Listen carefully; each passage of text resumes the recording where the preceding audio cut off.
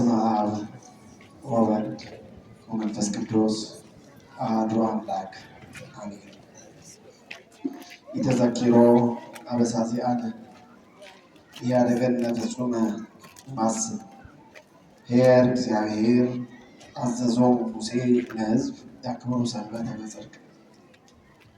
ክቡራን ሊቃውንተ ቤተ ክርስቲያን፣ መምህራነ ወንጌል፣ አዕይንተ እግዚአብሔር ካህናት፣ ልዑካን ዲያቆናት፣ እግዚአብሔር ያከበራችሁ እግዚአብሔር የወደዳችሁ የእግዚአብሔር ቤተሰቦች፣ የእናታችን የቅድስት ድንግል ማርያም ወዳጆች፣ በወደደን ባፈቀረን በመድኃኔዓለም ፍጹም ሰላም እንደምን አደራችሁ? እንደምን ሰነበታችሁ? እንደምን አረፈዳችሁ? አሜን። በባህርይው ሞት፣ በመንግስቱ ሽረት፣ በስጦታው ንፍቀት፣ በቃሉ ሐሰት የሌለበት ሁሉን የሚችል አዶናይ፣ የሚሳነው ነገር የሌለ ኤልሻዳይ፣ ትናንት የነበረ ዛሬም ያለ ወደፊትም ዓለምን አሳልፎ የሚኖር በሶስትነቱ ርባኤ በአንድነቱ ደግሞ ምንታዊ የሌለበት አምላካችን ስሙ ለዘላለም የተመሰገነ ይሁን። አትለየንምና የማትለየን የምንወዳት እናታችን ወላዲተ አምላክ ድንግል ማርያም አማላጅነቷ ሁላችንን የሚጠብቀን። ኢተዘኪሮ አበሳዚአነ ያደገነ ፍጹመ ማስብ ኄር እግዚአብሔር አዘዞሙ ሙሴ ለሕዝብ ያክብሩ ሰንበተ በጽድቅ። የቀደመ በደላችንን አስቦ ፈጽሞ እንድንጠፋ እግዚአብሔር አምላካችን አልተወንም። ሰንበትን በእውነት ያከብሩ ዘንድ ሙሴ ሕዝቡን አዘዛቸው። ይህንን ቃል የምናገኘው ታላቁ ኢትዮጵያዊው ሊቅ ቅዱስ ያሬድ ዘመንን በዘመን እየከፈለ ቀናትን እየለያየ ከዘመረው የመዝሙር ክፍል ወይም ደግሞ ዛሬ በሌሊት ሊቃውንቱ ሲዘምሩት ያደረ ምስጋና ነው። ወንጌል ነው ራሱ። ከዚህ ረዥም አረፍተ ነገር ለትምህርታችን ወይም ለጥቂት ደቂቃ ያክል እንድንማማርበት ርዕስ አድርገን የመረጥነው እንድንጠፋ እግዚአብሔር አልተወንም የሚል ይሆናል። ሁላችሁም ይህንን ቃል እስቲ በእግዚአብሔር ስም በሉ። እንድንጠፋ እግዚአብሔር አልተወንም በሉ። እንድንጠፋ እግዚአብሔር አልተወንም። ሰማው ድምጻችሁ። እንድንጠፋ እግዚአብሔር አልተወንም። እንድንጠፋ እግዚአብሔር አልተወንም። ማን አልተወንም? ምን እንዳንሆን? እንዳንጠፋ እንዳንወድቅ በደላችንን ሳያስብ ፈጽመን እንዳንጠፋ በቸርነቱ ብዛት በምሕረቱ ብዛት እግዚአብሔር ያልተወን እግዚአብሔር የጠበቀን እግዚአብሔር የሰበሰበን እግዚአብሔር የሚያሰማራን እግዚአብሔር ዓይናችንን በእንቅልፍ ከድኖ ጠዋት በመንቃት የሚያስነሳን ማታ እንድንተኛ አድርጎ ጠዋት እንድንነቃ የሚያደርገን ማታውን በጨለማ አሳድሮ ቀኑን በብርሃን የሚያመላልሰን የቅዱሳን አባቶቻችን አምላካችን እግዚአብሔር ስሙ የተመሰገነ ይሁን።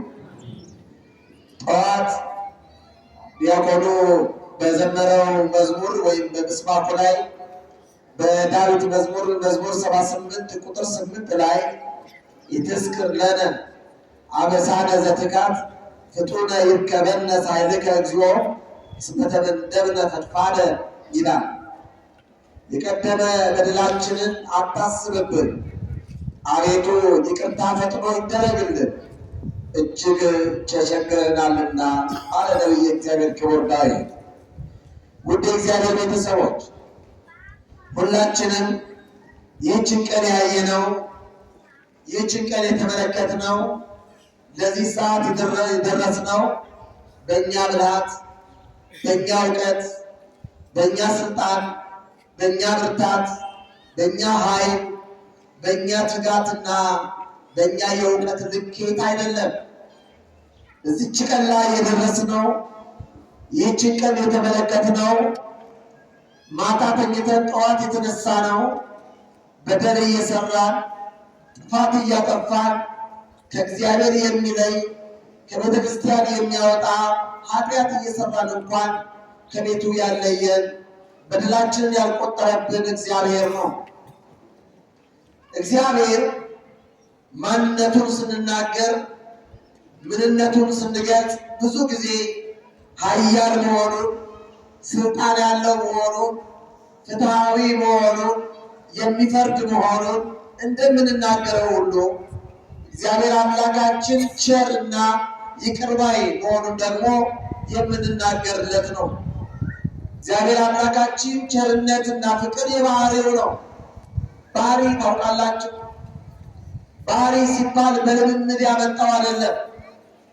እኛ በቤታችን ውስጥ የሚያስቸግሩን ልጆች ወይም በመስሪያ ቤታችን ውስጥ እጅግ አመሉ ክፉ የሆነ የማያሰራ ከሰራተኛ ሁሉ ጋር እየተጋጨ የሚኖር ሰራተኛ ቢኖር ምናልባት ትነግሩታላችሁ፣ ታስመክሩታላችሁ፣ እንዲተው የፈለጉ የሚጠበቅባችሁን ሁሉ ታደርጋላችሁ። ከተቻለም ትንሽ ቆንጠጥ ማለት ያስፈልጋል ብላችሁ ደብዳቤ የምትጽፉበት ትችላላችሁ። መጨረሻ ላይ ግን ባህሪውን ስትረዱት ጠባይ ነው የምታደርጉት። ጠባይ ታደርጉትና ባህሪያችሁ ያልሆነውን ከእሱ ጋር ምን አለፋለፈኝ፣ ከእሱ ጋር ምን አነጋገረኝ፣ ከእሱ ጋር ምን አጨቃጨቀኝ መተው ይሻላል፣ እሱን ትቶ ስራዬን መስራት ነው፣ ጊዜን ይገልብኛል ብለን ሰውየውን እንተወዋል። ይሄ ጠባይ ነው፣ ልምምድ ነው። እግዚአብሔር ግን ተለማምዶት አይደለም። ጠባይ በልምምድ የሚመጣ ነው። ሰካራምነት፣ አመንዝረኝነት፣ ጠበኝነት፣ ኃይለኛነት፣ አስቸጋሪነት፣ ነገረኛ የሚባሉ ሰዎች ጠባያቸው ነው፣ ተለማምዶት ነው። ወይ ከማህበረሰብ ወይ ከሚውሉበት ቦታ ወይ ከጓደኛቸው ወይ ከሚማሩበት ቦታ ተምረውት የመጡ ነው። ጠባይ ባህሪ ግን ገና ከልጅነታችን በእናታችን ማህፀን ውስጥ የአባት ፍሬ እና የእናት ፍሬ ተከፍለ ገና ስንዋሃድ የምናገኘው የምንቀበለው ነው። ባህሪ የሰው ልጅ ባህሪ ምንድን ነው? መራብ፣ መጠማት፣ መድከም፣ መሞት። ይሄ ባህሪ ነው። ይሄ ባህሪያችን አይለወጥም። እግዚአብሔርም ባህሪው ነው። ምሕረት ባህሪው ነው። ቸርነት ባህሪው ነው። ስልጣን ባህሪው ነው። መፍረድ የባህሪው ነው። ተለማምዶት ያመጣው አይደለም። እኛንም ይቅር የሚለን እኛንም በቸርነቱ የሚጠብቀን እንደው አስቸግረ ነው ብትወው ይሻላል ብሎ ሳይሆን ባህሪው ስለሆነ ነው። በየቀኑ በየሰዓቱ በየደቂቃው የምንሰራውን በደል፣ የምናጠፋውን ጥፋት፣ የምንወርደውን ውርደት ሁሉ እግዚአብሔር አምላካችን እየተመለከተ እየቆጠረ የማይረሳ ዳኛ፣ የማይዘነጋ ሰው ቢሆን ኖሮ ትናንትና እንዲያድርገህ ነበረ፣ ትናንትና እንዲበድለህ ነበረ፣ ትናንትና እንዲያጥፍተህ ነበረ፣ ትቼሃለሁ፣ አሁንስ አልተውህም አይልም። በደላችንን አይቆጥርብንም። በደላችንን ያልቆጠረብን እግዚአብሔር ስሙ የተመሰገነ ይሁን። አዎ ስንቶቻችን ጨለማ ተገን አድርገን ጉድባ ተሸሽገን ጎድጓድ ንሰን ከሰው ተደብቀን ሰው አየኝ አላየኝ ብለን የምንሰራው ስንት በደል ይኖረን ይሆን? ስንታይ ክርስቲያን፣ ስንታይ አስቀዳሽ፣ ስንታይ መንፈሳዊ ሰው እንመስላለን። ከልብሳችን ባሻገር ከኛ ማንነት ባሻገር ሰው ከሚያየን ማንነት ባሻገር ግን እግዚአብሔር ውስጣችን ያያል፣ ጓዳችንን ያያል፣ ጉድለታችንን ያያል፣ ክፍተታችንን ያያል። ተደብቀን የሰራነውን ተሸሽገን የፈጸምነውን ነውራችንን ይመለከታል። እግዚአብሔርን መበደላችን ወንድማችን ላይ ማስሄራችንን እግዚአብሔር ያያል። ማን ያያል? ስንቶቻችን ስንት ነገር ተደብቀን ሰርተን ይሆን? ከሰው ተደብቀን ሰው አያየንም ብለን ስንት ነገር ሰርተን ይሆን? ስንቱን በድለን ይሆን? ስንቱን አጥፍተን ይሆን? ስንት ጊዜ ሰውነታችን አርክሰነው ይሆን? ያን ሁሉ እግዚአብሔር የማይመለከት ይመስላችኋል? እግዚአብሔር እንኳን ይህንን ቀርቶ የሚታየው ቀርቶ የማይታየው በሀሳብ ያለው ከሀሳብ አስቀድሞ ያለው ኩላሊት ያጤሰው ልብ ያመላለሰው ከሀሳብ አስቀድሞ ያለውን እግዚአብሔር ያውቃል። ችግራችንን ያውቃል፣ ድካማችንን ያውቃል፣ ብርታታችንን ያውቃል፣ ጸሎታችንን ያውቃል፣ ልመናችንን ያውቃል፣ ፍላጎታችንን ያውቃል። እግዚአብሔር የማያውቀው ነገር የለም። ይህን ሁሉ እየመዘገበ የመከራ መዝገባችን የበደል ዶሴያችን ተጽፎ ወጥቶ እየተዘረዘረ ቢጻፍ ሁላችን እዚህ የምንቀመጥ ይመስላችኋል? እዚህ ይላችኋል? ያቺ አመንዝራ ሴት በድንጋይ ሊወግሯት መጣች ሴት ያቺ ሊገሏት የመጣች ሴት እንደ ሕጋቸው እንደ ስርዓታቸው እኛ ሕግ መተርጎም እናውቃለን። እኛ ሕጉ ይተግበር፣ ስርዓቱ ተበላሸ፣ ነገሩ ጠፋ፣ በዚህ ወጣ በዚህ ገባ፣ ይሄ ተጣመመ የተሰነጠቀ ማለት እንችላለን። ማማት እንችላለን፣ መተቸት እንችላለን፣ መቆጣት እንችላለን፣ መጣላት እንችላለን፣ ማተብ እንችላለን። ይቅርታ ማለት ግን አንችልም። ይቅር ማለት ሳንችል ይቅር ያለን እግዚአብሔር ስም የተመሰገነ ይሁን። አሜን። አመስግኖት ይሄንን አምላክ እግዚአብሔር ይቅር ያለ እግዚአብሔር አምላካችን ይሄን ሁሉ እግዚአብሔር አምላካችን እንደ ሰው አይደለም። የተደበቀውን እያየ የሚያየው እግዚአብሔር ርኅራኄው በሂሳብ ሚዛን የሚመዘን በሂሳብ ሚዛን አስቀምጠነው የምናውቀው ወይም ደግሞ የምንቆጥረው አይደለም። የባህሪው ነው። ሁሉ ያደርገዋል፣ ይታገሰናል። ነቢየ እግዚአብሔር ኤርምያስ በሰቆቃወ ኤርምያስ ምዕራፍ 3 ቁጥር 22 ላይ ያልጠፋ ነው ከእግዚአብሔር ምሕረት የተነሳ ነው ይላል። እስቲ ሁላችሁም በሉ ያልጠፋ ነው አለው ከእግዚአብሔር ምሕረት የተነሳ ነው። እግዚአብሔር ያላጠፋን ከምሕረቱ የተነሳ ያቆየን፣ ያኖረን፣ የሰበሰበን በዚህ ቦታ እንድንገኝ ያደረገን እግዚአብሔር ስሙ የተመሰገነ ይሁን። አሜን። አዎ ወድቀን የተነሳ ነው፣ ጠፍተን የተሰበሰብነው የተመለስነው በእግዚአብሔር ምሕረት ነው። በእኛ እውቀት አይደለም፣ በእኛ ብርታት አይደለም፣ በእኛ ጸሎት አይደለም። የእኛ ጸሎትማ ሆዳችንን እስክንሞላ ፍላጎታችንን እስክናሳካ ጉዳያችን እስኪፈጸምልን የጠላነው እስኪሞት ነው ጸሎታችን። የከሬን ግደልልናለን የጸሎታችን፣ የከሬን ነገር ያሳየናለን የጸሎታችን። ክርስቲያን ተብለን ማይተብ አጥልቀን ወንጌል ተብለን በ40 ቀን በ80 ቀን ሀብተ ወልድና ስመ ክርስትና ተቀብለን ከማኅፀነ ዮርዳኖስ ከአምላከ መንፈስ ቅዱስ ተወልደን በየፍርድ ቤቱ በሐሰት መጽሐፍ ቅዱስ እየተፈተፈን የምንምለው እኛ አይደለንም እንዴ? ያልጠፋ ነው ከማን ምሕረት የተነሳ ነው? ከማን የተነሳ ነው? እግዚአብሔር። ተናገሩ። እግዚአብሔር የተነሳ። አዎ ያልጠፋ ነው ከእግዚአብሔር ምሕረት የተነሳ ነው።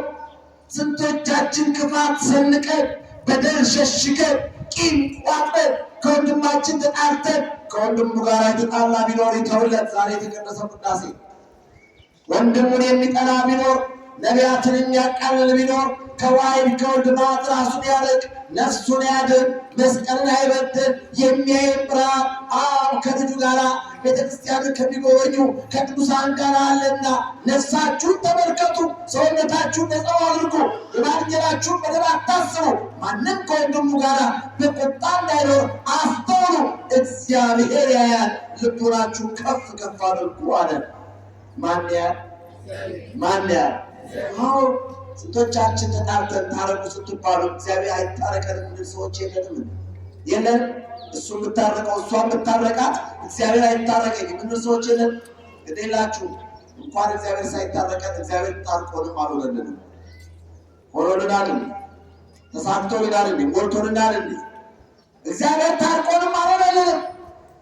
ማጉረምረም ባህሪያችን፣ ኃጢአት መስራት ስራችን፣ በወንድም ላይ ማተም መጣላት ባህሪያችን ሆኖ የኖርን ሰዎች ብዙ ሰዎች አለን።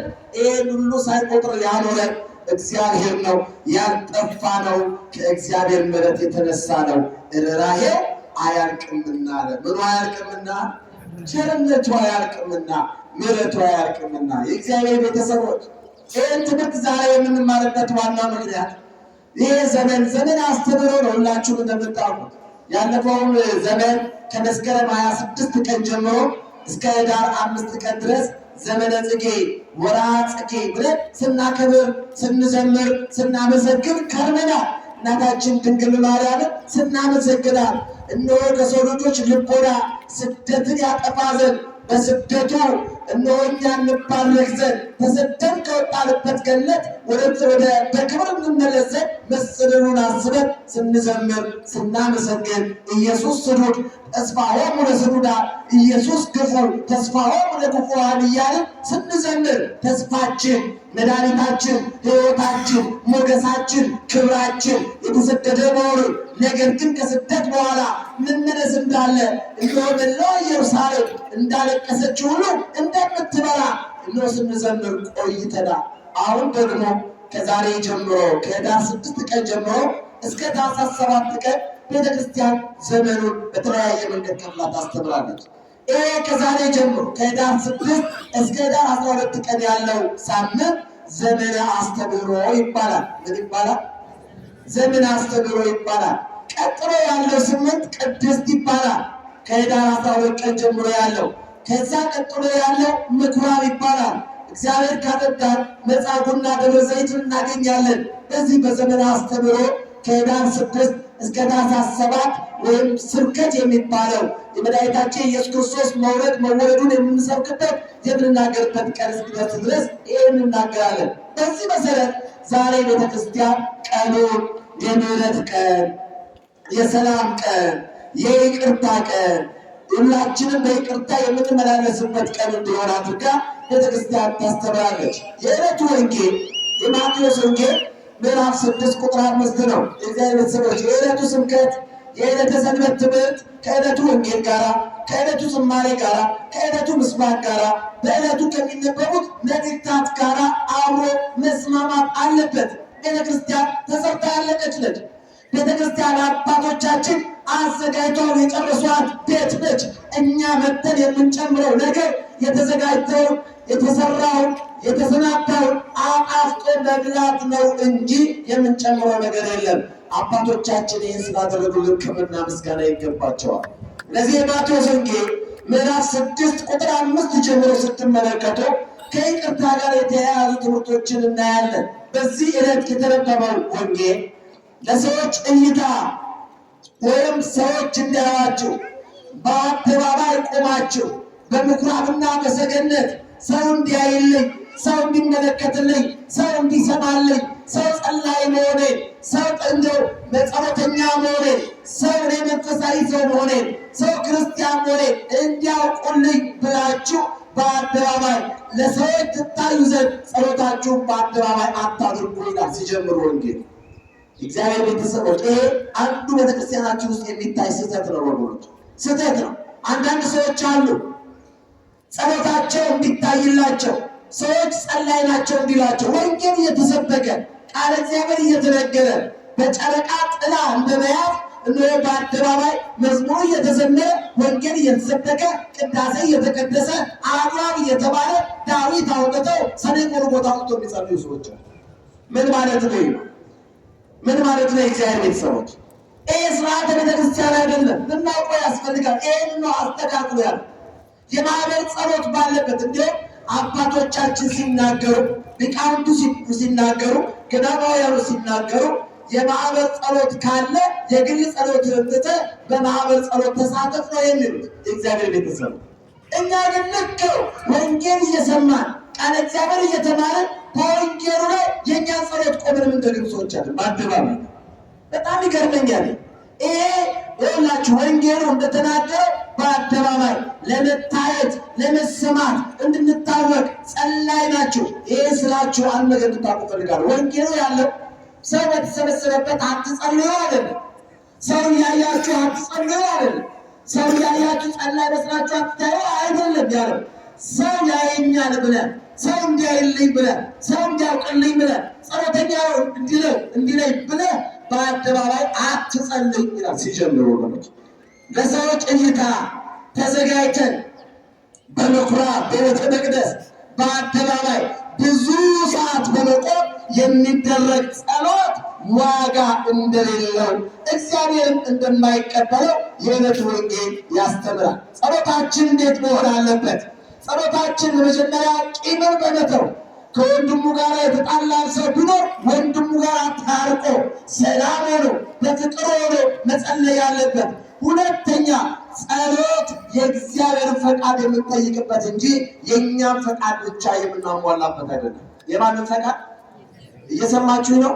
የማንም ፈቃድ የምንጠይቅበት ነው? የእግዚአብሔርን ፈቃድ የምንጠይቅበት ነው።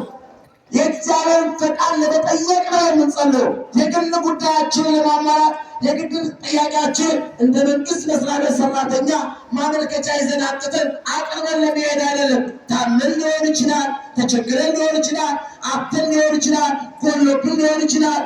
የጎደለብን ብዙ ነገር አለ። የሰው ልጅ ሞልቶለት አያውቅም ወገኖቼ። ቢሞላለት እንኳን ጉድለቱ ይበዛበታል። ሀብታም የተባለው ባለጸጋ የተባለው ይጎልበታል። ልጅ ያለው ልጅ እያለው እነዚህ ልጆች ለምን ሰጠኝ ብሎ የሚያማርራል። ልጅ ያለው ልጅ ካሰጠኝ ብሎ የሚጨቃጨቅ አለ። ግን የማን ፈቃድ ይሁን? የማን ፈቃድ ይሁን? አዎ ኤልሳቤጥና ዘካርያስን አስቧቸው። የእግዚአብሔርን ፈቃድ የሚጠይቁ ክርስቲያኖች ናቸው። ቅዱስ ሉቃስ እንደውም ስለነዚህ ሰዎች ሲገልጽልን በሉቃስ ወንጌል ምዕራፍ 1 ቁጥር 3 ላይ ሁለቱም ያለ ነቀፋ በእግዚአብሔር ፊት ቅዱሳን ነበሩ ይላል። በማን ፊት? በማን ፊት? ያለ ነቀፋ ወገኖች፣ በእግዚአብሔር ፊት ቅዱስ ሆኖ መኖር። ጸሎት ሲባል ሰው እንዲያየን በአደባባይ ሰው እንዲመለከተን እንደ ለመታየት ብለን ጸላዮች ናቸው እንድንባል ብለን የምናደርገዋለን እንጂ ሰው ያለ ሰው ተሰብስቦ አትጸልዩ አልተባለም። ይህ እይታ ሊስተካከል ይገባል ነው። ስለዚህ ይህን ከተናገረ በኋላ ወንጌላችን ሌላው የሚያስተምረው የዛሬው ዕለቱ ትምህርታችን አቡነ ዘበሰማያት የሚለው ነው። ወይም ደግሞ ትልቁ የቤተክርስቲያናችን አጭር ግን ድንቅ የሆነ ሚስጥር፣ ጥበብ፣ እውቀት፣ ክህሎት ያለበት ከእግዚአብሔር ጋር የምንገናኝበት ሰፊውን የእግዚአብሔር ማንነት የምናውቅበት የምንፈልገውን ፍላጎት ሁሉ ጠይቀን የጨረስንበት ትልቁ ጸሎት የተማርንበት የወንጌል ርዕስ የሚገኘው በዚሁ በማቴዎስ ወንጌል ምዕራፍ 6 ላይ ነው። እዚህ የአቡነ ዘበሰማያት ላይ ያሉትን 5 ነገሮች ተናግሬ ትምህርቴን እጨርሳለሁ። በዚህ በማቴዎስ ወንጌል ምዕራፍ 6 ከቁጥር 5 ጀምሮ ስለ ጸሎት ከተናገረ በኋላ ወደ ቁጥር 10 ላይ ስንደርስ አምላካችን እግዚአብሔር መድኃኒታችን ኢየሱስ ክርስቶስ እነሆ ስለ ጸሎት ከተናገረ በኋላ እንዴት መጸለይ እንዳለብን ካስተማረ በኋላ ክርስቲያኖች በምን አይነት ስነ ምግባር፣ በምን አይነት ማንነት፣ በምን አይነት መንፈሳዊ ስብዕና መጸለይ እንዳለባቸው ካስተማረ በኋላ ስትጸልዩ እንዲህ በማለት ጸልዩ አለ። ምን በማለት ጸልዩ? እንዲህ በማለት ጸልዩ። ምን በሉ? አባታችን ሆይ በሰማይ የምትኖር ብላችሁ ጸልዩ አለ። በዚህ ጸሎት ውስጥ በአቡነ ዘበሰማያት ውስጥ ያሉትን ነገሮች ሁሉ ለመዘርዘር ጊዜው አይበቃ፣ ራሱን የቻለ ሰፊ ትምህርት ነው። ነገር ግን አባታችን ሆይ የሚለው ጸሎት 5 ነገሮችን የያዘ ነው። ስንት ነገሮች የያዘ ነው? 5 ነገሮች የያዘ ነው። እነዚህ አንደኛ ሃይማኖት ነው፣ ሁለተኛ ተስፋ ነው፣ ሶስተኛ ፍቅር ነው፣ አራተኛ ትሕትና ነው፣ አምስተኛ ራሱ ጸሎት ነው። እየሰማችሁ አለ? አዎ ያዙ። አንደኛ ምንድን ነው አልኳችሁ? ሃይማኖት በሉ ተናገሩ። አንደኛ ምንድን ነው? አንደኛ ምንድን ነው? በደንብ ያዟት። ሁለተኛ ተስፋ ነው። ሁለተኛ ምንድን ነው? ተስፋ ነው። ሶስተኛው ፍቅር ነው። ሶስተኛው ምንድን ነው? ድገሙት። ፍቅር ነው። አራተኛው ትሕትና ነው። አራተኛው ምንድን ነው? ትሕትና ነው። አምስተኛው ሙሉ ጸሎት ነው። እነዚህን ነገሮች ባጭር ንገራችሁ። ሃይማኖት ማለት ምን ማለት ነው ካላችሁ፣ ሃይማኖት ማለት ያላየነውን ነገር የምናይበት፣ ያልተመለከትነውን ነገር የምንመለከትበት፣ የረቀቀውን የምናጎላበት፣ የራቀውን የምናቀርብበት፣ ከአቅማችን በላይ ሆነውን የማንችለውን እንደው ሰርተን ለፍተን ጥረን ግረን ወጥተን ወርደን በእኛ የእውቀት ልክ በእኛ ልምድ ተነስተን ልናሳካው የማንችለውን ነገር የሚያሳካልኝ፣ የሚያስተካክልልኝ፣ የሚያሟላልኝ አምላክ አለ ብሎ ማለት ነው። እየሰማችሁ አይደለም? ሃይማኖት ይህ ነው። ሃይማኖት ማለት ያላዩትን እግዚአብሔር እንዳዩት ሆነው እንደተመለከቱት ሆነው ያላዩትን እግዚአብሔር ቅርብ እንዳለ ሆኖ ቤተሰብ አድርጎ በእምነት መቀበል ነው። ሃይማኖት እነሆ ምግባር ለመስራት መልካም ነገር ለማድረግ የተራበ ለማብላት የተጠማ ለማጠጣት የወደቀ ለማንሳት ለመመጽወት ለመዘከር አስራት በኩራትን ለማውጣት ለማስቀደስ ስጋውን ለመብላት ደሙን ለመጠጣት ቤተክርስቲያን ለመምጣት ቃሉን ለመማር መሰረታዊ ጉዳይ ነው። ሃይማኖት የሌለው ምግባር ሊሰራ አይችልም። ምግባር የሌለው ሃይማኖት ቢኖረው ሁለቱ ከተለያዩ አስቸጋሪ ነው ወገኖች። ስለዚህ ሃይማኖት ማለት ያላዩትን እግዚአብሔርን እንዳዩት ሆኖ አባታችን ብሎ መጥራት። ምን ብሎ መጥራት? ምን ብሎ መጥራት? አያችሁ፣ እግዚአብሔርን አባታችሁ ብለን የምንጠራው በእምነት ነው፣ በሃይማኖት ነው፣ አምነነው ነው። ቅርብ አድርገን ያላየነውን እግዚአብሔር የፈጠረን እግዚአብሔር ነው፣ የወለደን እግዚአብሔር ነው፣ የሰራን እግዚአብሔር ነው፣ ያዘጋጀን እግዚአብሔር ነው ብሎ ማመን፣ ይህ ሃይማኖት ይባላል። የመጀመሪያ የአባታችን ሆይ ጸሎት ሃይማኖት አለበት። አባታችን ሆይ በሰማይ የምትኖር፣ ቤት የምትኖር፣ በሰማይ የምትኖር ምናችን ነው? እሱ ምናችን ነው? አባታችን ነው። አዎ አባታችን ነው። ብንራብ የሚያበላን፣ ብንጠማ የሚያጠጣን፣ ብንወድቅ የሚያነሳን፣ ብንበድል ይቅር የሚለን፣ ብንራብ የሚያበላን፣ ብንጠማ የሚያጠጣን፣ የወደቁትን የሚያነሳ፣ የችግረኞች፣ የምስኪኖች፣ የኃጢአተኞች፣ የቅዱሳን የሁሉም አባት ዓለሙን ሁሉ የሚመግብ መጋቤ ዓለማት ሰራይ ዓለም አምላካችን እግዚአብሔር እሱ ምናችን ነው? አባታችን ነው። ይህ ምንድን ነው? እምነት ይባላል፣ ሃይማኖት ይባላል። ያ ከሚኖርበት ደረጃ ጨምሮ አባታችን ሆይ በሰማይ የምትኖር ብሎ ይህንን ሃይማኖት ተምረናል። ሁለተኛው ተስፋ ነው።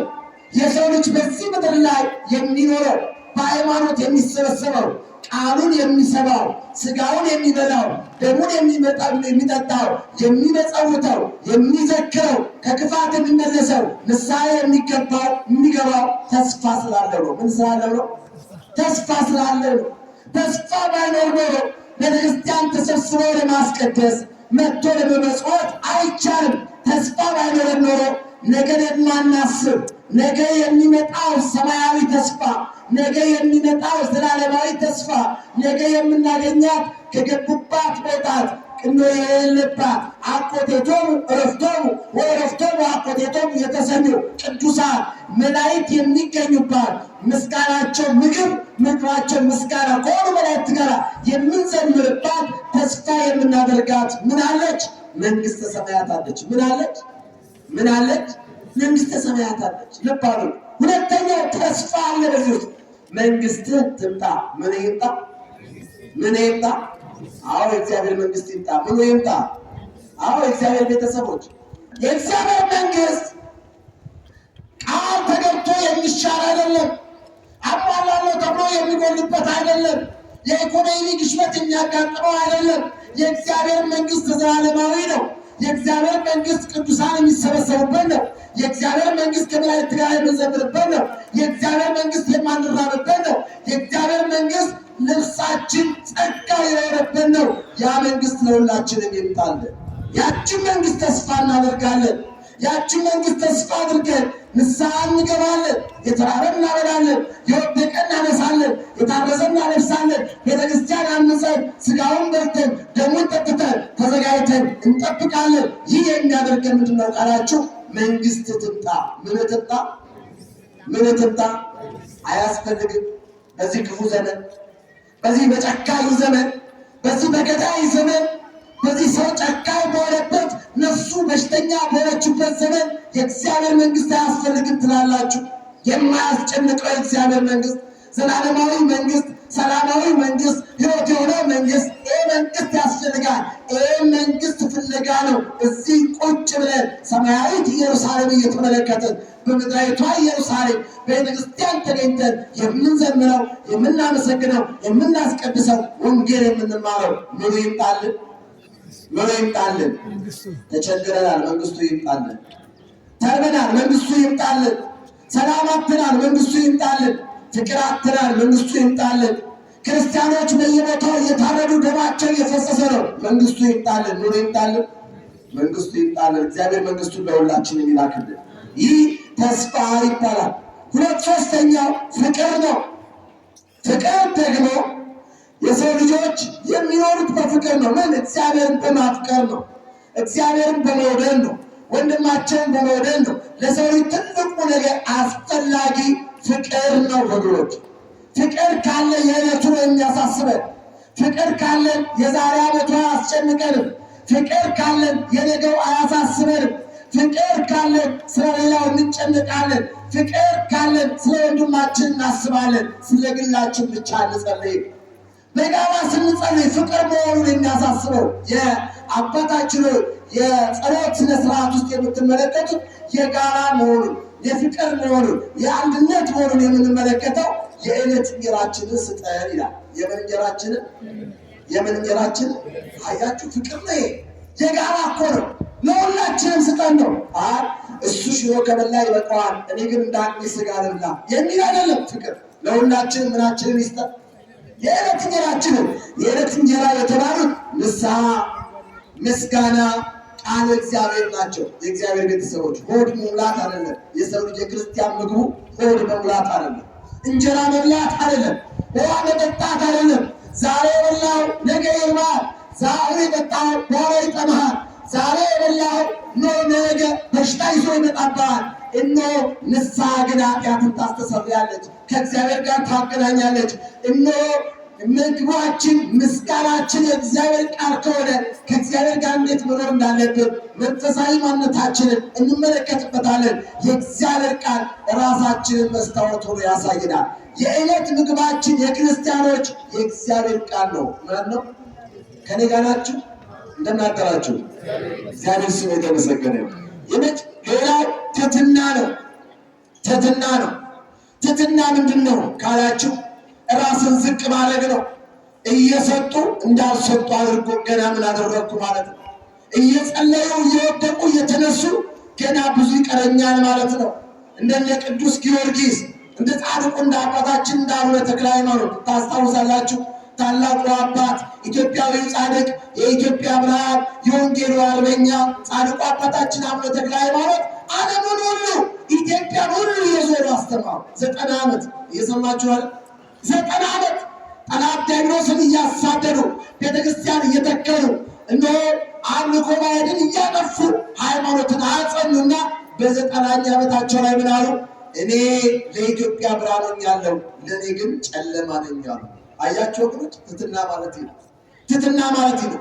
ክርስቲያኖች እየበደልን እያጠፋን እየወደቅን ከእግዚአብሔር ተለይተን እያለን በደለኞች መሆናችንን ማሰብ ያስፈልጋል። ይህ ብቻም አይደለም።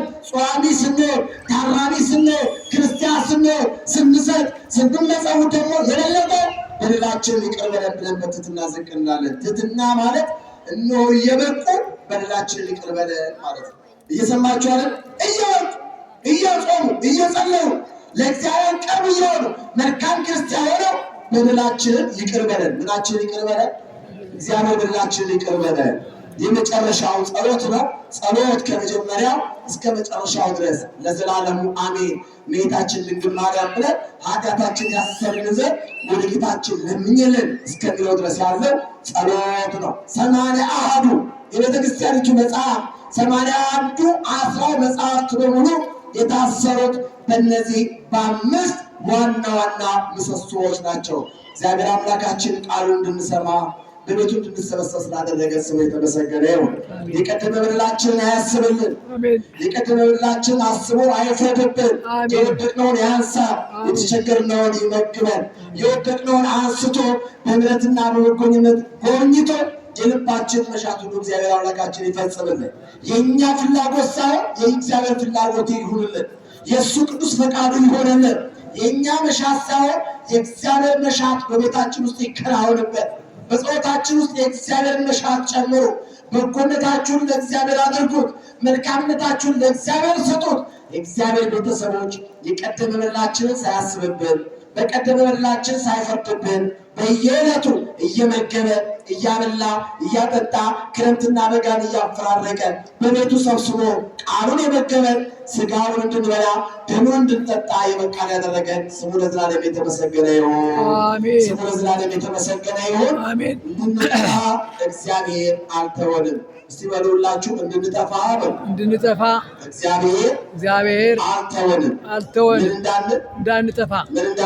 እንዳንጠፋ እግዚአብሔር አምላካችን እንዳንጠፋ ስላልተወን ስሙ የተመሰገነ ይሁን። በቤቱ ስለሰበሰበን ስሙ የተመሰገነ ይሁን። የሰንበትን ትምህርት ከቅዳሴ በኋላ ከዚህ በላይ ማስረዘም ረዥም አድርጎ ማስተማር ተገቢ አይደለም። እግዚአብሔር አምላካችን ሀገራችንን ሰላም ያድርግልን። የሰማነውን በልቦናችን ጽላት ላይ ጽፎ ስለ አንዱ ፈንታ 30 እና 60 መቶ የሃይማኖት ፍሬ እንድናፈራ የአምላካችን የእግዚአብሔር ቅዱስ ፈቃዱ ይሆንልን። ወስብሐት ለእግዚአብሔር ወለወላዲቱ ድንግል ወለመስቀሉ ክቡር። ይቆየን። ቃለ ሕይወት ያሰማልን።